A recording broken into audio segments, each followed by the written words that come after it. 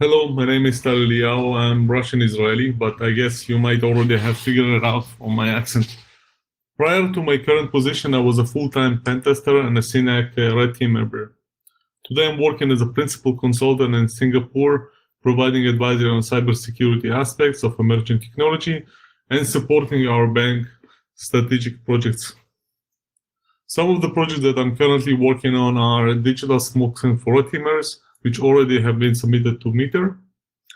And now I'm working on another study, how hackers impacting the financial markets, which is pretty fun so far.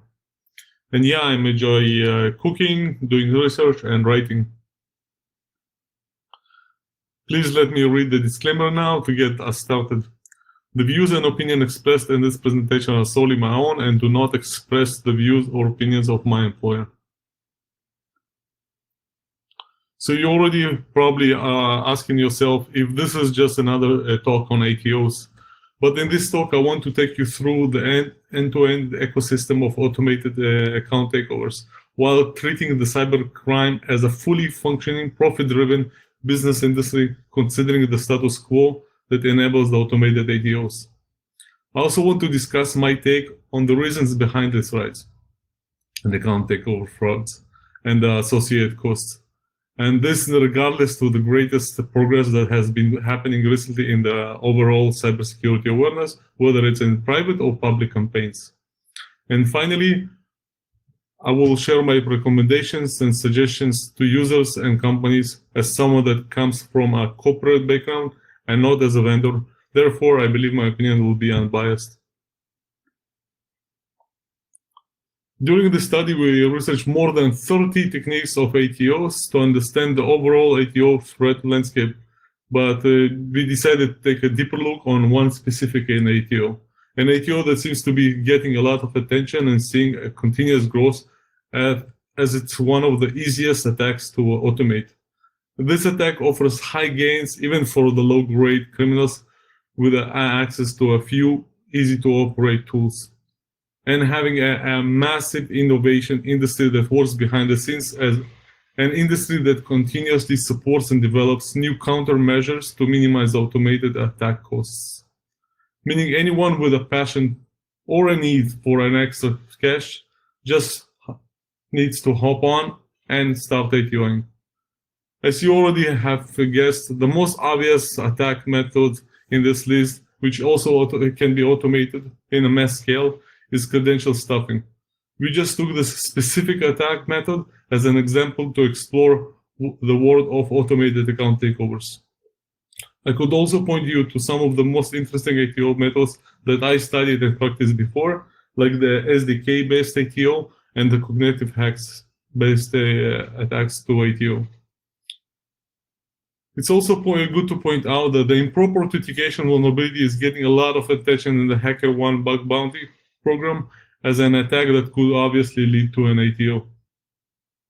If you would like to drill down to any of the mentioned ATO attacks, please feel free to ask me during the Q&A. Send me your question on LinkedIn, email, or Twitter. So let's start by covering the overview climate fostering the ATOs as a first step here. Let us take a closer look at understand the type of relationship between criminals, companies, and their users as a factor to ATO growth, particularly to automated ATOs. In one hand, the level of cyber criminal sophistication is lowered, with an access to easy-to-operate tools, continuous data leaks from companies that are collecting our KYC data, or leaks of our credentials that are being published in the market within few minutes of the breach. Today, in the world of E2E platforms like Telegram and other similar platforms, cybercriminals are no longer required to have knowledge of how to access darknet marketplaces or maintain their anonymity. On the other hand, companies negotiating and buying back the breach data of their customer back from the cybercriminals. Companies paying off ransomware, the ransom, or hiring external company to help them with us. This is obviously goes against the official recommendations such as those from FBI. Companies adopting hypes like passwordless or promoting immature authentication models like biometrics, within a current saga of 19% in this industry. I expressed my worries about biometric success channels in the paper, so I'm not planning to go into the biometrics risk or share reports stats explaining why customers still prefer using passwords. We can also find today companies that capitalize from criminal activity indirectly, of course. This happens when companies adopting sharing credentials as a strategy to raise their brand awareness or increase their market share. A good example for such companies are the subscription-based companies, like the movie streaming that we all know about. But I will wait to mentioning names for this conference purpose. Companies that are not putting in place adequate countermeasures to prevent automatic mass buyouts in retail platforms. To increase the brand hype culture, a good example for this case is the known sneakers brands that tend to sell out moments after the sneakers being placed on the shelves. And companies like social media giants with big budgets, but still somehow struggling to self-regulate themselves to detect fake accounts and the malicious account activity in their platforms. The last point I want to mention is the growing business models which are leveraging user data. So seeing a decrease in our data being found is not realistic, especially when the number of data breaches as well as the average cost of data breach is growing based on the identity theft resource center report. So now I want to share with you an interesting experiment conducted by NATO. NATO tried to shed some more light on the self-regulation challenges that our tech giants are dealing with. In this experiment, NATO brought an engagement of 105 different posts on Facebook, Instagram, and Twitter, and YouTube, using 11 Russian and European social media manipulation service providers. They spent 300 euros on 3,000 comments, 25,000 likes, 20,000 views, and 5,000 followers. NATO team were able to identify almost 90,000 accounts which were being used for social media manipulation. To sum up, the self-regulation by these tech giants doesn't seem to work, or there is a lack in having a significant commitment to handle this issue. A question to ourselves: if we are enabling cybercriminals to develop automation tools to manage so many fake accounts without much pushback, should we expect such companies to lead the expected change? My answer to this obviously will be no. We need to take more control.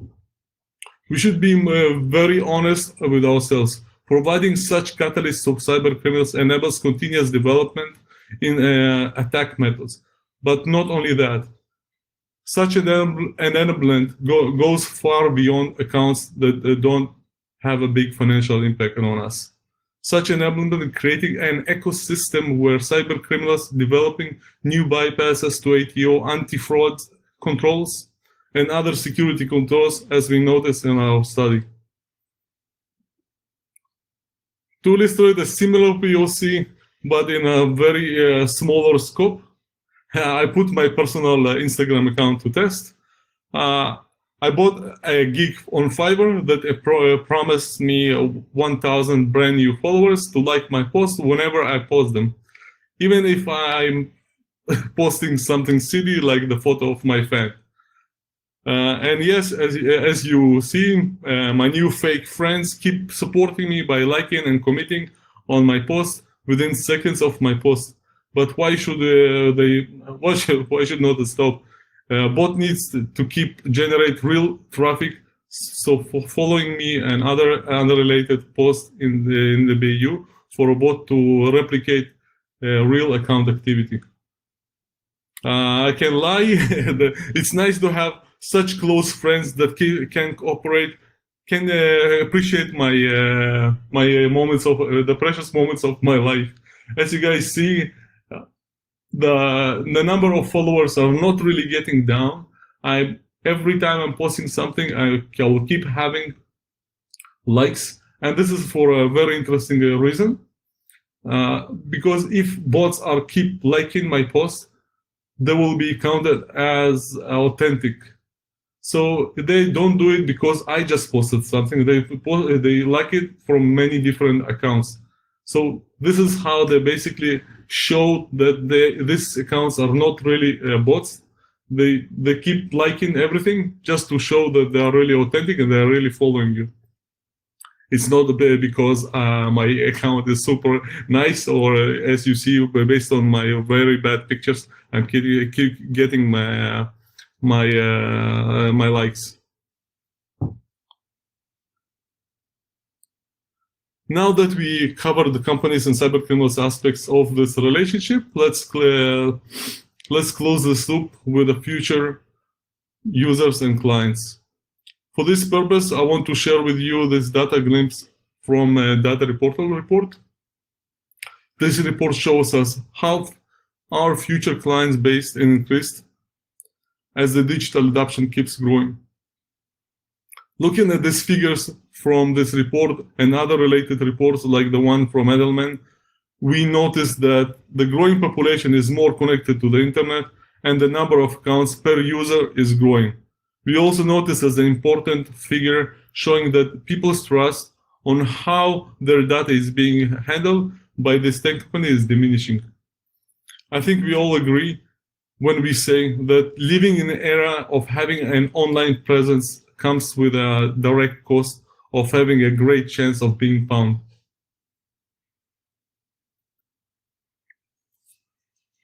I also want to share with you some of the ATO costs and figures that we managed to collect from most reliable sources that we could find. And yes, it was not such an easy challenge. So looking at the first one, account fraud, the last figures reported by Javelin Strategy Research in the 2020 report was that 6.8 billion in losses just in the US. This is the sharp growth from the last year, which reported about $4 billion losses in account fraud losses. So when looking at the operational costs, we have help desk costs with an average of $15 per ticket and $2 on average per minute, talking to help desk. Such costs quickly become massive when looking at some of the latest credential stuffing, like the one we saw on Disney. Just as in the maybe interesting side note, myself and Begum submitted the Disney case with a full analysis to Cloud Security Alliance. This analysis should be published in the Engages Cloud Computing Top Threats report. That was a very interesting engagement for them, just to understand how credential stuffing impacting the ATO costs.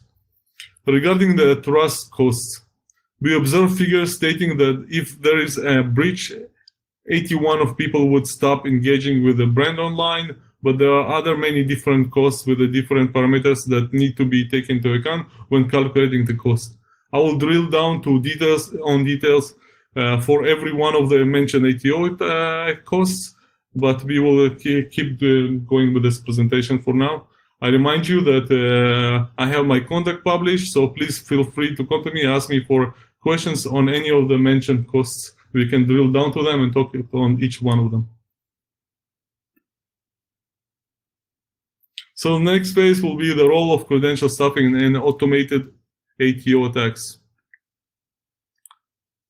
So this is the life cycle of automated ATOs with a closer look from credential stuffing perspective. This is a classic example for an automated ATO. A big portion of this life cycle applies very much to any type of ATO, and not just the automated, as you might already have figured out and noticed. So first, let's start by covering some of the reported stats to get a quick idea on where we are today. So there are 50,000 unique IP addresses making credential stuffing attempts on a daily basis. 60% answered in the large survey that they are reusing one or more passwords across multiple accounts. Users reuse the same password 4 to 6 times. and users have about 90 accounts on average for each person, of course. Now that we got those out of the way, let's get some idea before we drill down to this life cycle. So the first step here is acquiring access. This is the first phase where the criminal will acquire compromised account log to anonymous wallets with anonymous wallets help that usually don't require criminals to go through the known KYC process to open an account, or with a compromised credit cards. We are not getting into the small parts where how to get this credit cards, because it's way too easy, and I guess you guys already saw all this stuff, how you can get for a few dollars a credit card, and how you are onboarding to get anonymous wallet without having any KYC data onboarded. So this is very obvious today. It's not even new. So the step of preparation phase is the subscription phase called the prepare step. This is where the cyber criminals will start configuring the tools for the attack. Pretty obvious. We will go through some of the idea how they configure those. So the next step is attack. The cyber criminal is performing the attack and creating the persistence over the attack. Basically getting the persistence over the account. The reconnaissance is where we're preparing to reliable pretext if and when it will be required for the strike in the cashing in process. Examples is get as much as information as possible with the OSINT, SOCMINT, and DSRs. DSRs are data access rights exploits. Is basically the ability to request access to all the personal information a company has on an individual. It's basically when you get into your account and going to settings and you're able to download the information about yourself, about your history, and everything about your who you are, what you are, all the information that the company is holding on you. So the best thing to go and to get more information about this is to read everything that Amber Well was writing about the DSRs, which is a really good stuff. And Ethel Dennis will be an amazing person to listen and read about the pretexts. So the next step is the cashing in. Following this is the phase where cyber criminals finished the research on the victim, and now they will start taking actions to monetize the ATO. An example will be to set a request for a loan, or a request to increase the credit limit, or issue a new credit card. We will go through much more of these examples later. Cashing out phase is a step where cyber criminals focused on moving everything that they got from the cashing in process to their own accounts. Basically taking whatever we could get in the cashing in process, whether it's credit cards, getting loans, and now in the cashing out, they need to get everything that is in account outside. And we will discuss how it can be done and what the cyber criminals need to know before they start doing it. So if you step up to the most interesting steps in this life cycle, we will see that acquiring access is basically, of course, is the first step in a life cycle of automated ATOs. So in this step, where the cyber criminals are actually going after the credentials to get the ATO, usually those credentials in reputable and well-known account shops. A high-ranked seller for prices, sellers can sell for prices like $5 to $250, depends on the log. When I'm saying log, is basically all the information about the account and about the victim. When a cyber criminal is buying the account log from such shop, he's usually getting a few things like having the account log and seller validated. So the seller is, when you go to the shops, you're getting the log and you're getting the credentials, And once you get it, it's been already been through the process of validating. So the person who is receiving it, the administrators of such shops, usually in many cases when we're talking about good shops, they're doing some kind of level of validations. And later on, they will use services like instant wallets to send this from one to another, or of course use emails. But in many cases, they use instant wallets. So the second point is that cyber criminals could get a digital mask as part of the account lock package. And the last thing is the criminal will get an experience of a customer service, which means having a guarantee for full working and functioning account log. And in cases, you will get even a chat. You can talk to them. You can say what's happening or what the issue you have. But in most cases, he will just deliver, this is the problem I have, and they will just refund you and give you one more, and give you another set of logs. Of course, it takes some time, but this is the process. And we are only talking about reputable account shops, not the ones that you see on those forums that everyone can get in, and it's super easy to maintain. So I just mentioned digital mask. So digital mask or doppelgangers used to bypass fraud detections and verification mechanism. This digital mask or doppelgangers are usually maintain unique behaviors of the victim, like tap touch frequencies. They hold browsing patterns, the screen time, or a field of user interests. Victims' device fingerprints, like device ID, OS version. So where they are coming from, where this very specific to victims' fingerprints of digital masks are coming from. So those usually are coming from and originated from other kind of malware, basically info stealers malware. This is where the information is getting into. It's super specific to a super specific user. Sometimes you don't know the user, but with the proper use of configuration that we will speak later, with a specific residential proxies, we will be able to target specific victim if we have the doppelgangers and we will have the credentials. So let's keep going. So the another option, as we know, as we see, of course, those are the combo lists.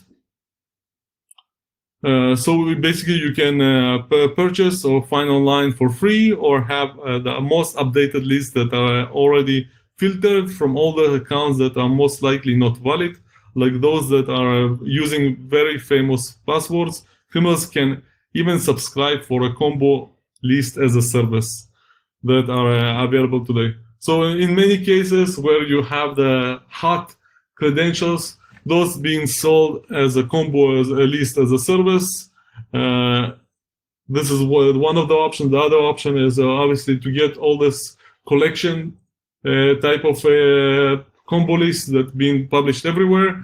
But instead of having millions of account credentials, you're getting them filtered. You're getting them all the famous passwords being filtered. So you're getting this very nice pack of a combo list, but you don't need to do too much of the validations of emails.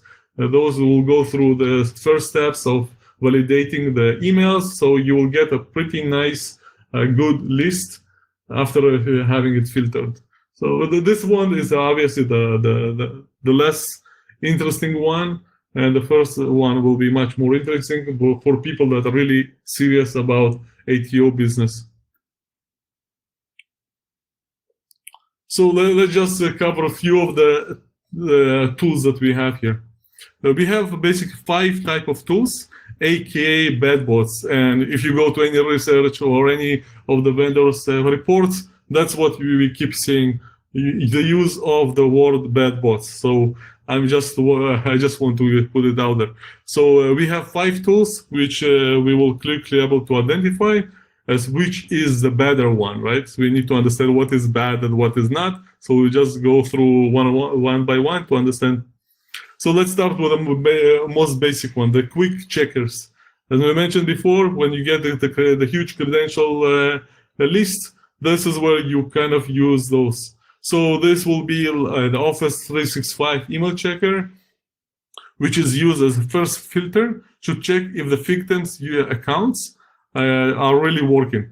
And this is by verifying if their email is valid, which in many cases, the email is being used for your username. Same as in the case that we have now, in many cases, this is your phone number.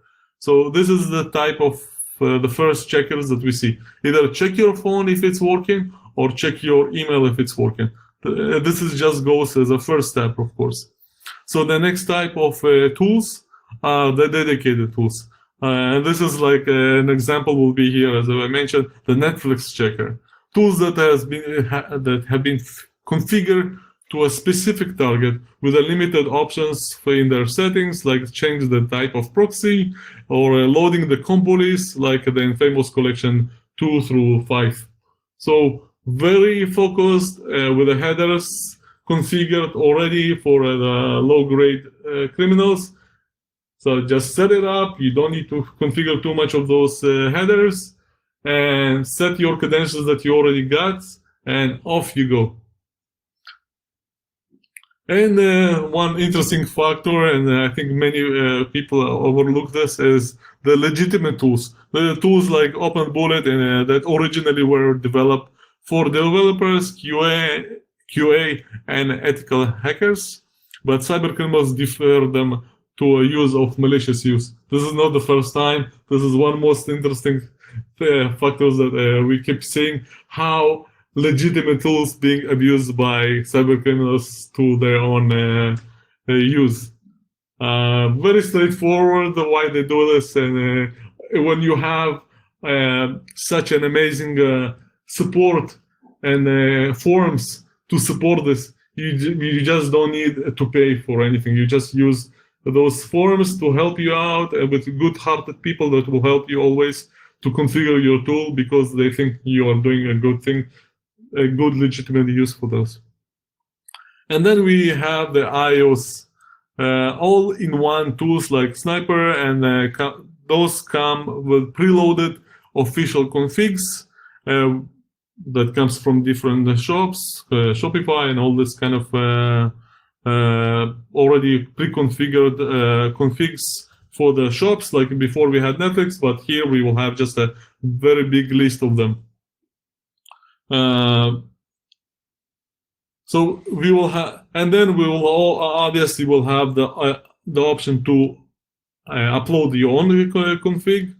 When you have your own to upload your own config, this is where the things become a bit tricky, obviously.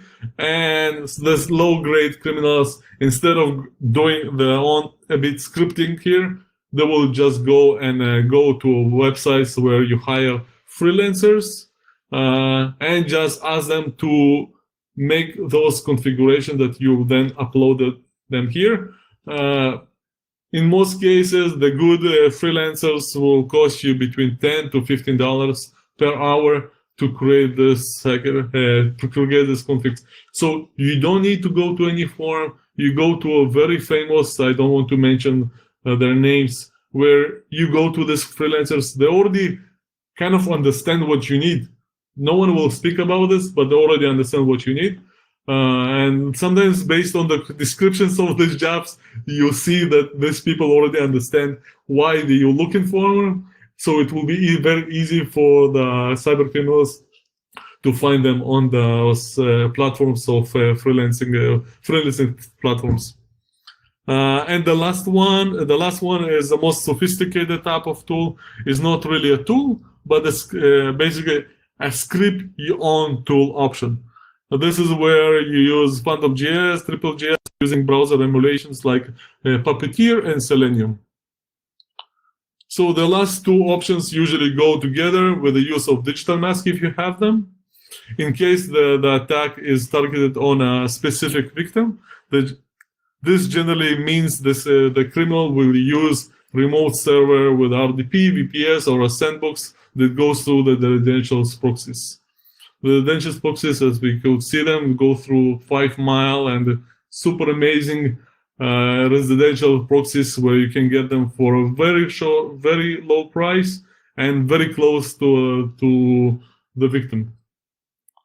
So cyber criminals looking forward for the next gen bad bots, which is basically AI enhanced system to elevate the bad bots to the beyond level 2 of automation. If for those that are following the EV section, this is a kind of the same parallel idea where we're looking at the level 2 of automation. To get better idea on this, you can watch or read everything that Christopher Willax presented. He is doing this amazingly and he presented this a very good way. The link will be also in the white paper. So now we are in a cashing in phase. I will cover what makes the criminals busy once they secure their access to the account. A good stat to share right from the start is the most of the ITO lasts less than 24 hours. In many cases, we're talking about only a few minutes. So once you get into the account, you're getting in out like in many cases. Some reports say in most cases is within a few minutes. We are not talking about having this for a few weeks. So just to give you some idea of what is an ATO. So let's go one by one. An example where the criminals have an ATO of a bank account. This is just an example as a banker. So this is where the cyber criminals will apply for a home, car, or a personal loan, or even apply for a mortgage. The next one is where the criminals will try to perform different export data right exploits, basically to get all the information the company holds on you. Very valuable information. You can go to companies like Facebook, Twitter, and see how amazing the information you can download about the person. Of course, it's Google and other big firms that we all use. Criminals will try to request and later exploit the credit limit extensions. So you get a credit limit, then you can get a bigger loan. That's how it works in the banks, as we know. So on the next one, criminals will request to issue a credit card or debit card, or ask to have it sent to a mail drop. Mail drops, we have legitimate services for mail drops, where basically the mail drop is you send the credit to a pre-subscribed address. There are services that provide you addresses, and then you just send them there, and whoever is accepting it will send this to your own address. This is for the lowest grade criminals. Obviously, for sophisticated criminals, they will have their own mail drops where they send it to to people they know or people they don't know, and then these people will send the credit cards or the package to the destination. So just to give you a heads up, there are very legitimate services for this, and many of us, including me, using it for the legitimate use. When when I live in Israel, I would just get the shipping to somewhere in US, and from this US spot, they will send it to Israel, just because the original account, the original shop don't ship directly to Israel. So this is how it goes for those mail drops. And the last one, the criminals could be paid to serve as a money mules independently, or even export the services to be managed by money mule herders. So you have an option to be work as a money mule, or you can just give your services as a money mule to money mule herders. And here, where you get your cut, depends. If you get it by yourself, you can sell it for 10%, and then when money mule herds, you usually get it for 5-7% from what we saw. So some of the other activities that can include apply and enable services like Payla. This is basically the services that you pay with your phone, person to person, P2P kind of services. You can convert money to rewards and send them across. Happens in many cases in the aviation industry, and this kind of all this and other examples like that, just like that. Obviously, for more examples, we can discuss about them and later on the Q&A. So let's go to the ATO pricing and selling. So pricing and ATO is not an easy job for individual criminal who needs to do the pricing for ATO based on different account factors, as shown in the slide. So some examples are victim's financial history, basically looking on the account aging factor, account balance, that's the obvious one, confirmed future payments, credit score, social score based on the reconnaissance stage that we discussed, digital mask, and the last one that I want to mention is the age-based segmentation. And the ATO cost changes as there is also a substantial behavior age patterns differences, like between millennials and seniors. There is even a term for that, age-associated financial vulnerability, or AAFV. So pricing becomes even more challenging when it comes to mass ATOs, which are being controlled and managed by organized threat groups. These threat groups will usually have their own facilitators, like accountants and other providers. To talk more on threat groups pricing, please join later the Discord channel, and we can go to the next stage. So in this case, we will talk about the ATO selling facilitators. Once the pricing is done, we're doing basically the caching in, the pricing. Now that the criminal needs to find the best platform to sell the ATO log as a package. So criminals can use middleman services that could be found in forums, even offered by forum admins themselves, with a promise that they won't run an escrow exit scam, which is a big fear among us all. In many cases, such services using instant vault services to make sure that whatever you send is getting right away. Once you open this, the money is being released. This type of services provide quality assurance and money transfer assurances, such as of the middleman services, not only good providers of credentials on demand services, or as a subscription services, but also serve as an active party buying out a combo list as they emerge. So for these forums, on many such platforms, the admins are not only doing the administration of the forums, but they are active actors in this industry where they provide different different services, as I mentioned. Why? Because if you have a successful forum, basically you are showing your credentials as someone that's trustworthy, and thus you can offer services that are that your own clients or your own participants and members of this forum not always can be trusted.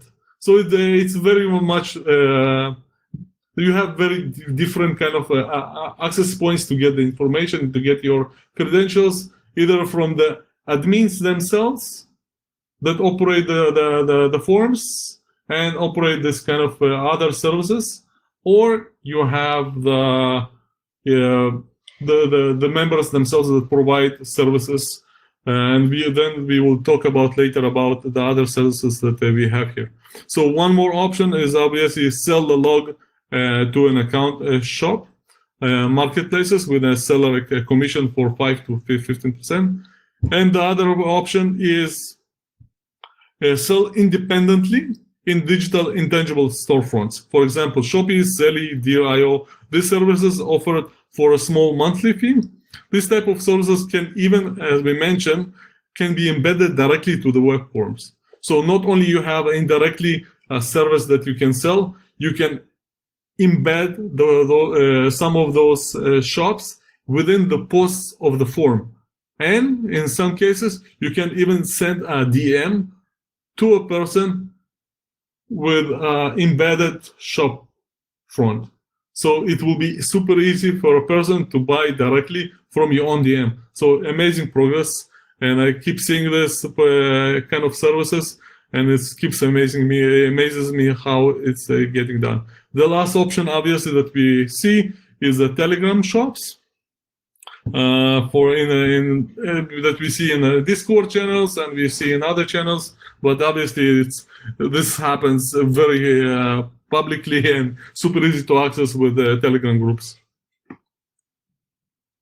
So in the cashing out phase, the criminals are focusing on what they could do after what was already done on the cashing in phase, besides the obvious action of reselling and account logs. So now we are focusing on how to get everything that we put in the account outside of the account to the criminal's account. And this is where it's getting tricky. And this is where we're looking at the high-end, sophisticated people, criminals.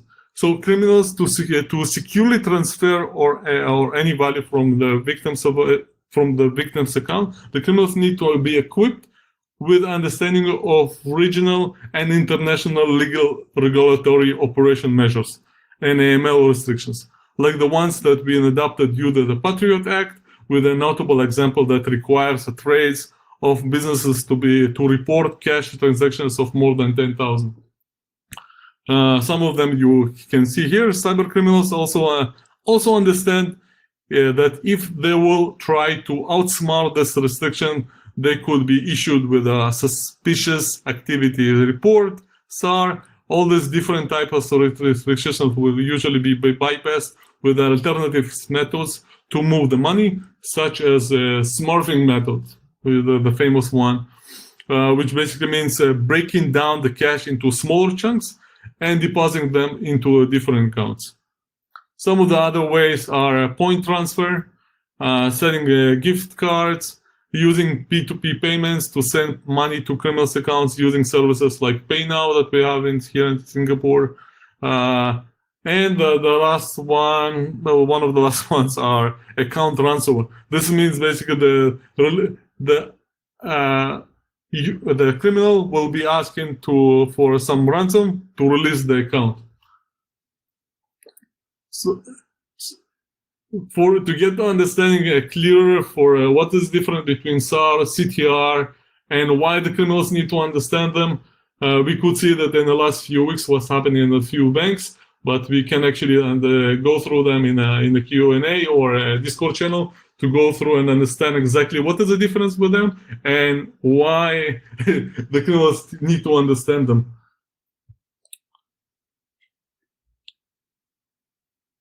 So let's finish up now with our lessons and learnings.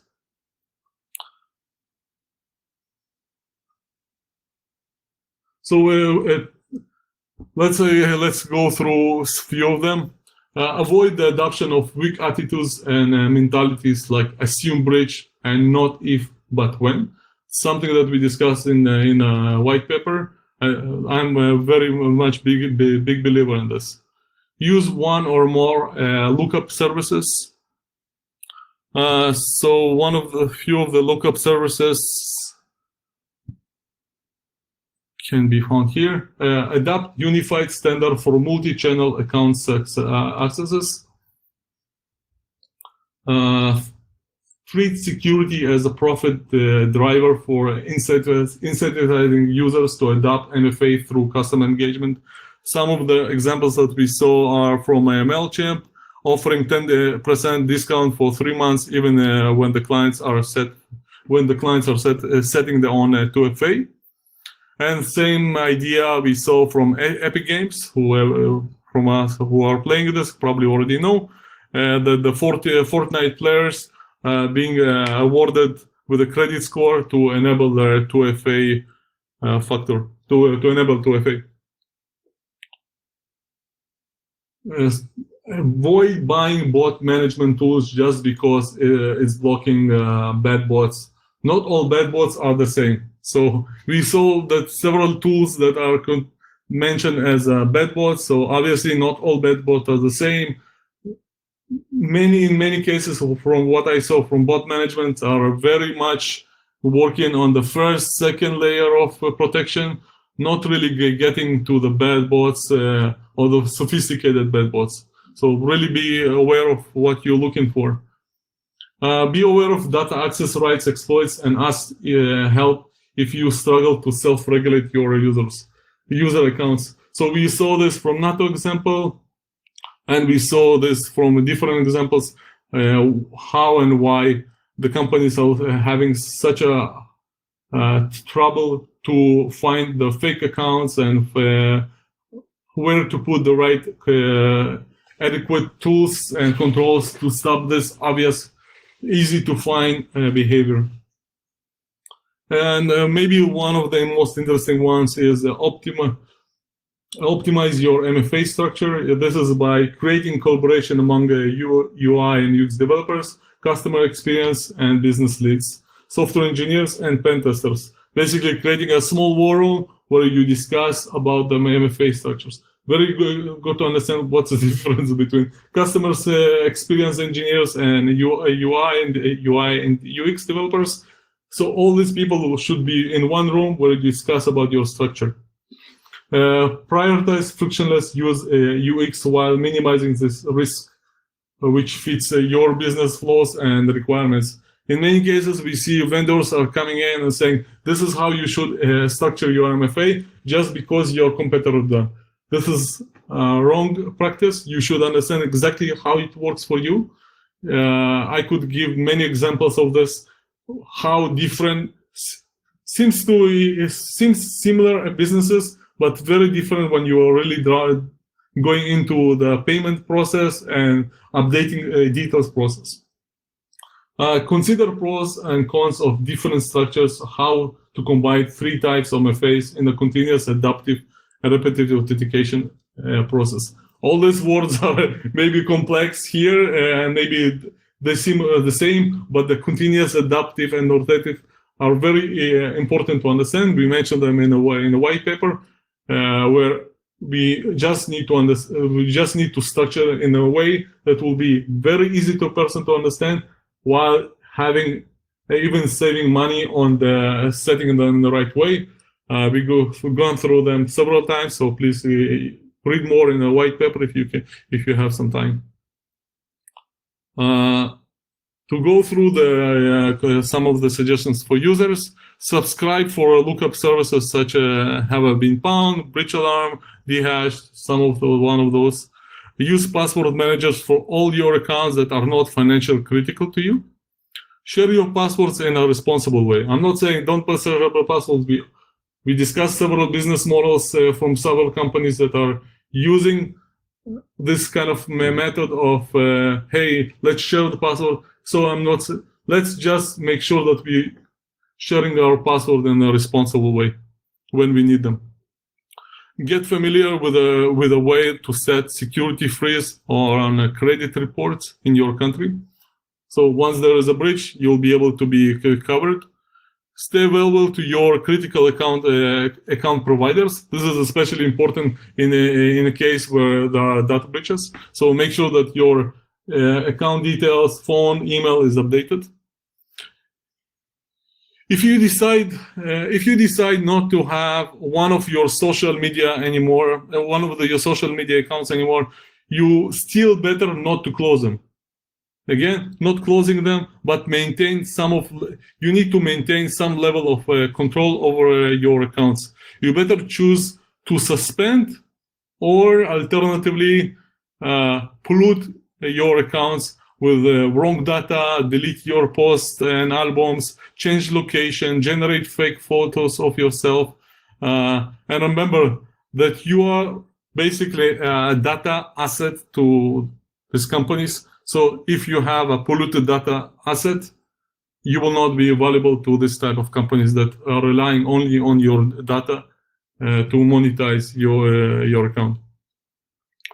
The other, some of the things that were worth looking at: don't fully blindly bias service and studies. We saw from a very famous companies things that are saying using multi-factor authentication blocks 99.9 of the account hacks, or two-factor authentication blocks 100% of automated bot hacks. These two, as mentioned, are given by two tech giants, but I don't want to mention the names here. Another one is enable 2FA for all of your accounts. This is what you see in many data breaches news. When people just start giving this advice, please enable 2FA. So just be aware of this.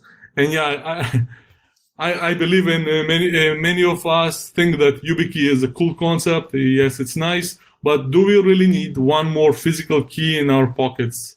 And the last one is very new to me, is the zero trust control contact policy, using slogans like hang up and call your financial institution. In many cases, when I personally hang up the phone and I call back, I get forwarded to a bot.